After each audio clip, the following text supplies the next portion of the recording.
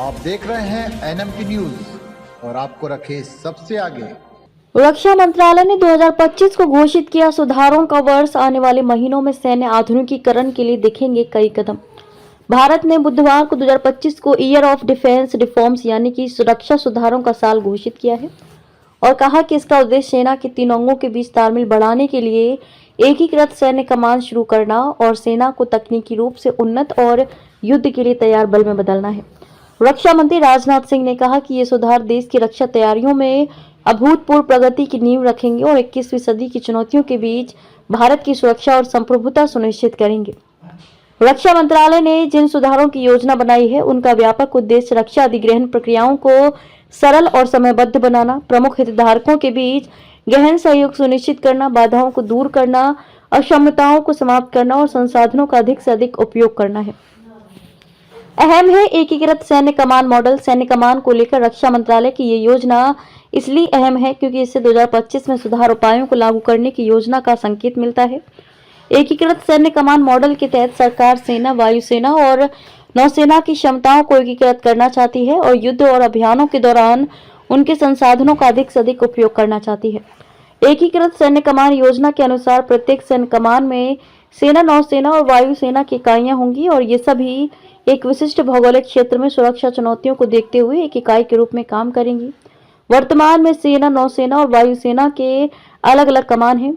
AI पर होगा ध्यान। मंत्रालय ने कहा कि 2025 में साइबर और अंतरिक्ष जैसे नए क्षेत्रों, कृत्रिम बुद्धिमत्ता, AI, मशीन लर्निंग, हाइपरसोनिक और रोबोटिक्स जैसी उभरती टेक्नोलॉजी पर ध्यान केंद्रित किया जाएगा।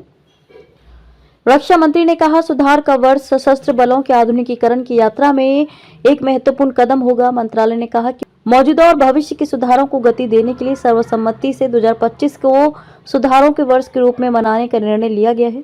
रक्षा मंत्रालय ने एक बयान में कहा कि सुधारात्मक उपायों को सशस्त्र बलों को तकनीकी रूप से उन्नत और युद्ध के लिए तैयार ऐसे बल में बदलने के लिए लागू किया जाएगा जो बहुक्षेत्रीय एकीकृत संचालन में सक्षम हो।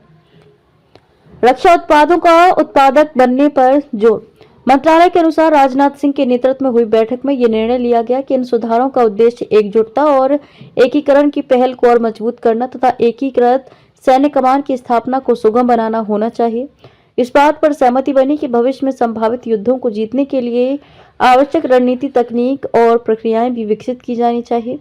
बैठक में अंतर सेवा सहयोग और प्रशिक्षण के माध्यम से संचालन आवश्यकताओं और संयुक्त संचालन क्षमताओं की साझा समझ विकसित करने का भी आह्वान किया गया। बैठक में तीव्र एवं मजबूत क्षमता विकास के लिए अधिग्रहण प्रक्रियाओं को सरल और समयबद्ध तरीके से करने की आवश्यकता पर भी बल दिया गया। रक्षा सुधारों का उद्देश्य रक्षा क्षेत्र और सैन्य क्षेत्र के उद्योगों के बीच प्रौद्योगिकी हस्तांतरण और ज्ञान साझा करने की प्रक्रिया को सुविधाजनक बनाने के लिए कदम उठाना और व्यापार को आसान बनाकर सार्वजनिक निजी भागीदारी को बढ़ावा देना भी शामिल है। बैठक में रक्षा तंत्र में विभिन्न हितधारकों के बीच सहयोग पर ध्यान केंद्रित करने और विभागों के बीच विभाजन को सीमित करने की आवश्यकता को भी रेखांकित किया गया।